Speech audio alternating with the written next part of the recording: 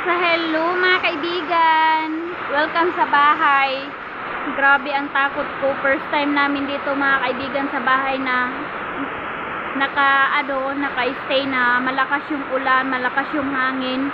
Sobrang takot ko mga kaibigan, takot talaga ako sa hangin, hindi po talaga ako makahinga kapag malakas yung hangin, kaya sarado lahat yung bahay. And grabe, napakainit dito sa loob kasi sinirado ko, pero dito banda sa hindi ko sa libuhan, hindi ko papasok yung ulan. Inupin ko siya mga kaibigan para mayroong hangin na papasok. Grabe ang lakas.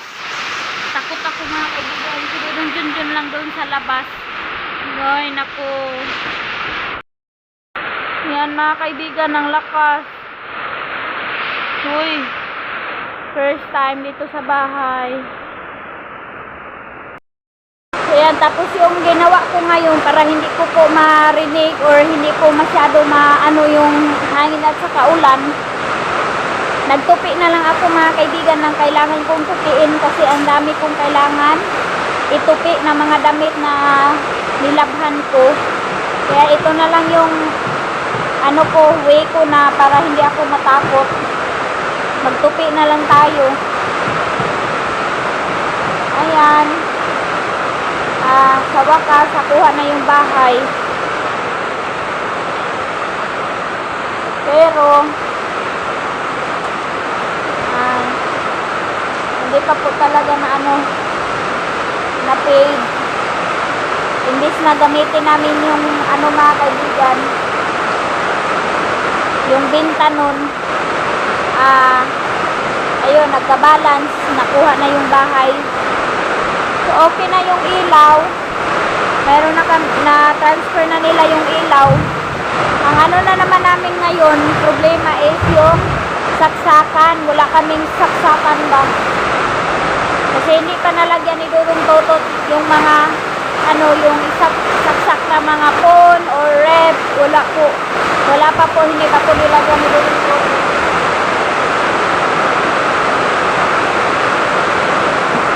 Takot ko mga kaibigan. Nakakatakot pala mataas ang bahay. Pero at least hindi na kami nauulanan. Hindi na papasok yung ulan kasi meron na tayong sliding. So ito yung update ko in this afternoon. Ayan, ganito yung sitwasyon dito kapag malakas yung ulan, basa yung labas. Pagkabasa niya dito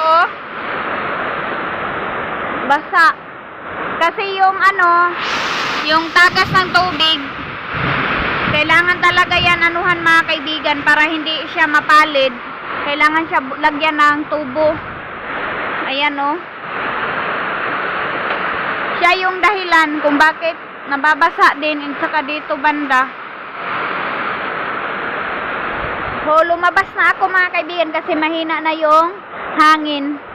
Pero kanina sobra takot ko talaga. Ayan, dito basa. Sobra takot ko kanina, ang lakas kasi ng hangin. Ayan. Weather update.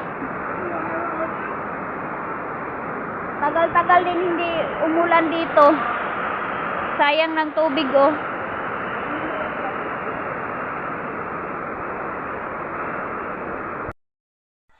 Well, mga kaibigan, good morning! Dahil maulan kagabi mga kaibigan, ang lakas, ang dami naming tubig. Wow, thank you Lord sa tubig. Marami na kaming na-stock na tubig. Yan si Dudong Junjun. Ha? Ilalaban ni Dudong Junjun mga kaibigan yung duyanan niya na gisi-gisi na. Ayan. Para ilagay niya doon sa ilalim para mayroong siyang duyan doon sa ilalim. Matagal na din niya na duyan. Pero kinikip pa rin niya.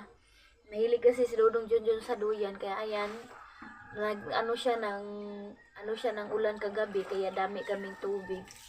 Pero ngayon lang din yan kasi maulan. Dahil wala na yung bahay, kaya kailangan na namin dito. Hindi na kami doon ng mga tubig. Dito na talaga. Ayan gamit-gamit muna si Dudong Junjun kasi meron pang tubig ulan. Pag walang ulan, hakot siya galing doon sa Agusan Mars papunta dito. Gamit ng pure. Bibili lang ako ng tawas mga kaibigan kasi maganda talaga ang tawas, maputing-puti. Mga kaibigan, mayroon po ako isang followers na nag-chat sa akin na bakit daw mayroong puti-puti itong tiles ko at saka hindi daw dikit pagkalagay. Mayroon po kasi akong napanood po sa YouTube. Nanood din kasi ako kaya sinabihan ko din si Uncle Tani na siya mismo din yung panday ko, sabi niya, pag maglalagay daw talaga ng tiles, hindi dapat madikit. Kasi meron akong napanood din mga kaibigan kasi itong space na to, kaya meron siyang puti. Tawag po dito is grout. Nilagyan po siya ng grout mga kaibigan. Grout po itong white. And then, kaya hindi siya, kasi kailangan talaga merong space kasi pag maglagay ka ng grout, makikita talaga siya. Ganyan siya. Kaya merong white grout po ito. And then, safety din daw po ito sa nanonood ako sa YouTube. Kasi lahat dito mga kaibigan, pinapanood ko siya lalong-lalo na itong tiles. Nilagay namin yung sinabihan ko din sa Kultani na siya, yung paglalagay ng space na hindi dikit pagkalagay sa tiles. Siya, yung safety siya sa mga linog-linog siya mga kaibigan, basta lindol. Kasi kapag lumindol mga kaibigan, sabi doon sa YouTube, kapag madikit yung yung tiles mo, yun daw po yung way na siya, kapag maglindol mga kaibigan, siya ba? Yung bang dikit siya, pag gumaganon yung mga tiles mga kaibigan, madali lang daw po siya matanggal. Nagbabaklas yun mga kaibigan kapag masyadong madikit. Kaya nilalagyan ni Uncle Tani ng space. Sabi ko din sa kanya, ayan So dito banda, mayroon na pala dito Nilagyan na pala ni Uncle Tani dito ng grout. Mayroon na pala ito mga kaibigan. Pero hindi siya halata dito mga kaibigan. Puting-puti siya Pero dito brown, lang siya, gray siya nga color. Gray lang pala to. Mayroon na pala sa akala ko wala pang grout. Mayroon na pala Nilagyan na yan ng grout. Kaya sabi niya bakit mayroong linya-linya yung tiles ko. Bakit hindi daw dikit pagkalagay. Kasi kailangan siya ng space. Para safe siya sa mga lindol-lindol. Kapag gumaganon siya mga kaibigan, hindi sila yung joey nila, mayroon silang sariling space. So, hindi sila, kung ba mga kaibigan, hindi sila nagbanggaan. Ganun ba yun? Basta ganun siya mga kaibigan. Kaya mayroong ganito.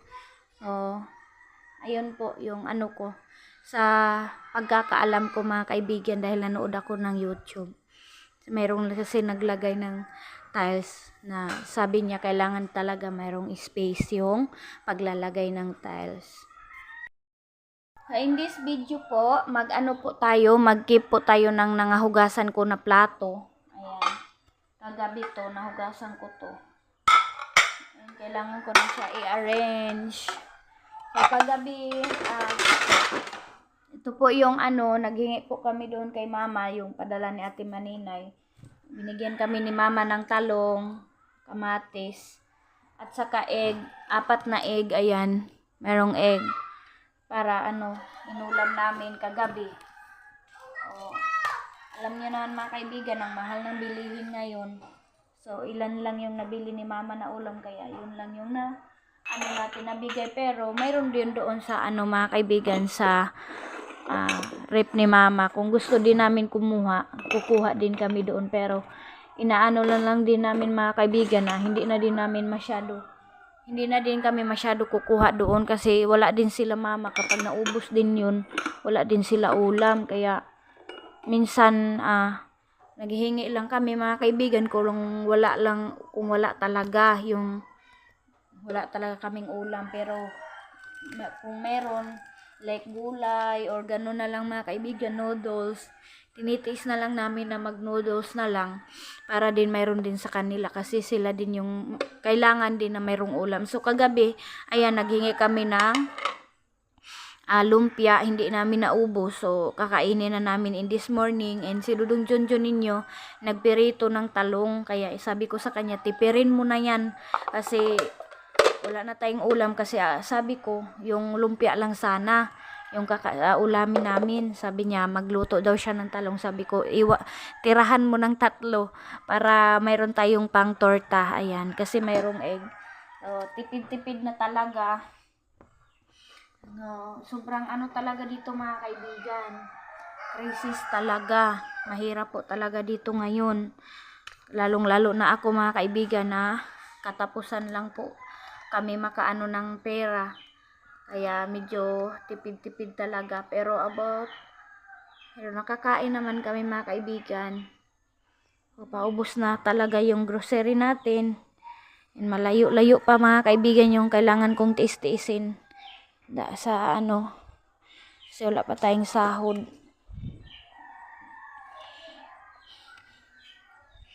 Ayan, mayroon pa kung kailangan hugasan dito. Ayan. So, alam niyo mga kaibigan, baka nag-ano kayo sa akin na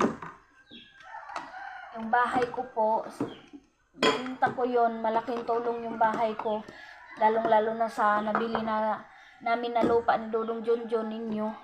Yun po yung nakatulong sa amin na naanuhan namin yung lupa na paid or nakabili kami sa binta na yun na lupa sa Kalabaw. Yung bininta namin yung Kalabaw, yun po yung dahilan na nakabinta kami, kasi kailangan namin bumili ng isang lupa, kasi kung isa lang mga kaibigan, kunti lang yung matataniman natin, hindi kunti lang din yung ating makamit na binta. Kaya sabi namin, nag-invest kami na yung bahay namin na old, kailangan mayroong makita na mga kaibigan, mayroong makita na mabibili namin. Kaya ayun, so nabili tayo ng lupa.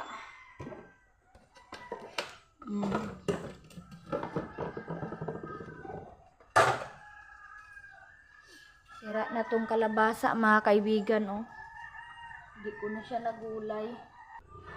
Ayan, maglinis ako ngayon. Maaga kami nagising kasi kailangan namin umalis. Ayan po. Mag-alis kami ni Dodong Junjun ninyo today. Ayan na, binigyan ako ng tubig. Kasi maghugas na tayo ng pinggan.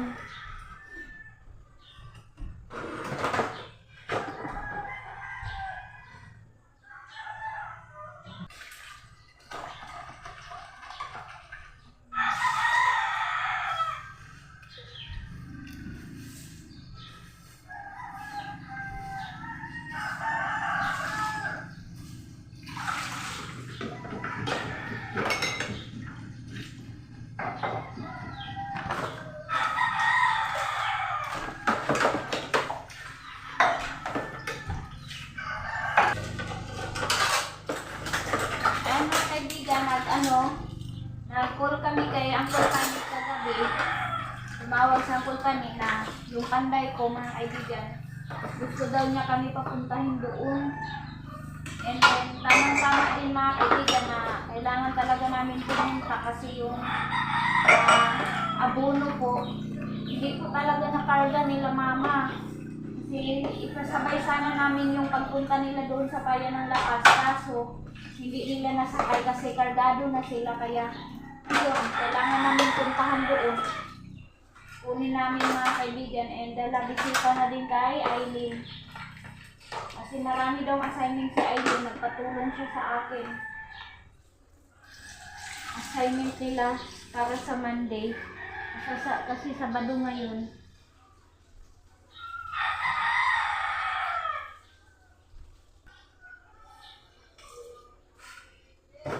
Makabisit na naman kami doon kay Aileen. Dito ko na lang mamaya mga kaibigan ko makakuha ba talaga kami ng abono doon. Ayan po mga kaibigan, tulungan ako ni Dodong Junjun ninyo kasi na yung mga sopa, kailangan niya yan linisan dyan. So dyan muna kayo kay Dodong Junjun mga kaibigan. Bantayan nyo si Dodong Junjun, baka hindi siya mag-work dyan. Dito ako hugas tayo ng plato. So kailangan, marami pa siyang kailangan iligpit doon sa kwarto. Hindi yung mga damit ng mga sopa, kailangan niya ayusin. So, thank you, Dadong Johnson.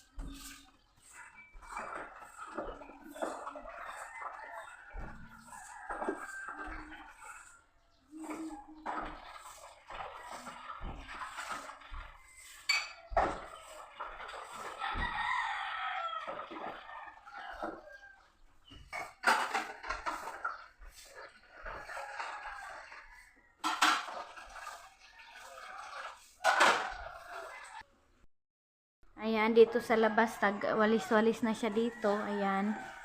So, dahil natupad na yung dream house niya, so, kailangan niya talaga tumulong sa akin, mga kaibigan, sa gawaing bahay dito. Ayan. Ano naman yan si Dudong Junjun ninyo? Yun bang ayaw niya, mga kaibigan, ng makalat. So, ayan, o, napakahamog. Napakalakas ng ulan kagabi. Ayan, linis na naman siya dyan sa sliding. Grabe, mga kaibigan, ang hirap kasi grabe yung mga abog. Dito talaga sa bahay, mga kaibigan. Palagi po abog yung ano namin, sliding. Kaya punas ng punas. Ayan si Dudong Junjun.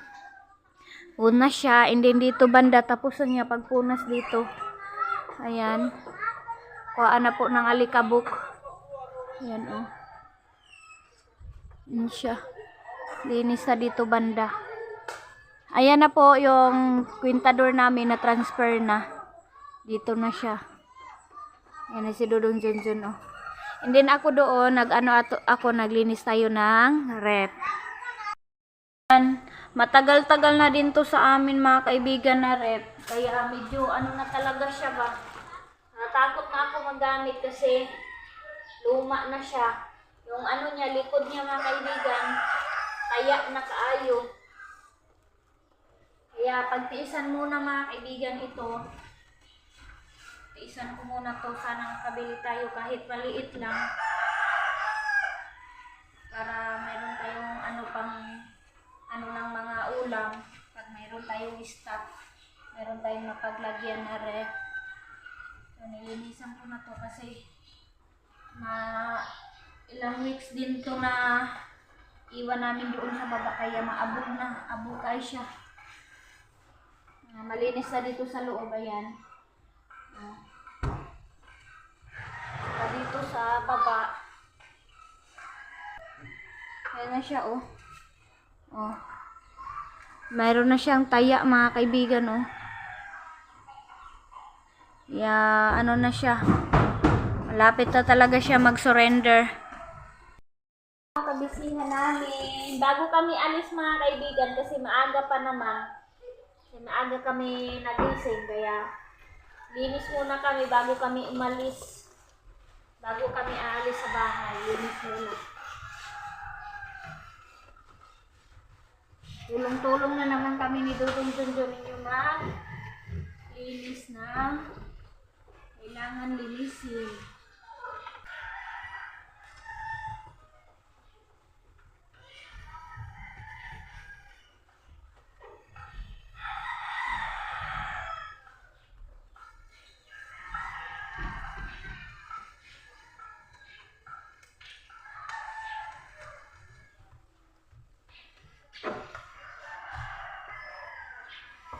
Hindi talaga ito na ref, kahit ano na siya. Madali lang siya maglamig. Tapos na nating linisan.